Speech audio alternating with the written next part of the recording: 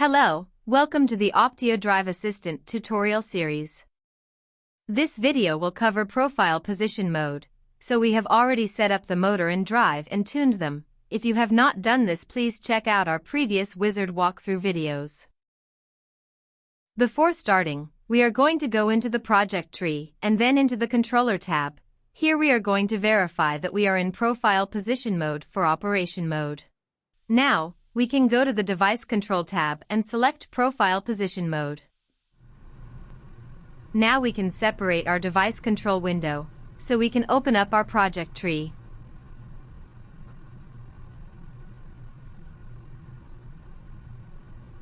In the project tree, we are going to open the Profile Modes tab and click Position. Now, we can enter a desired displacement in the device control window. Let's enable the servo drive.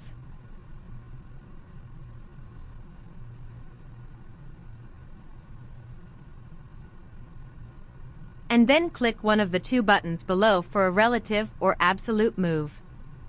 When making a relative move, the drive will command the motor to add or subtract a set amount of increments relative to its current position.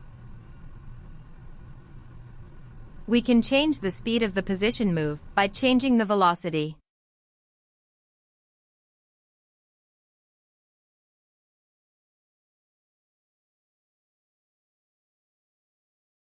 We can confirm these changes by clicking Apply. Currently, position is represented in units of increments. We can change the units to RPM as well. In our case, 1 rev represents 4,096 increments. But this is feedback specific, so this value can be larger or smaller. The next move type we have is an absolute move.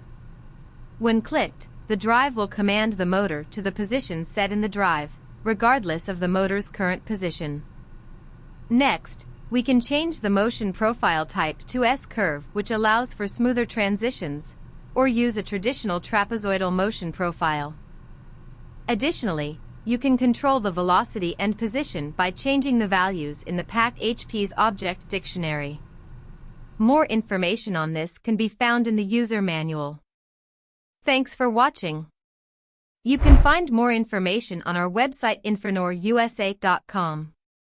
Feel free to check out our YouTube page for product overviews and software tutorials.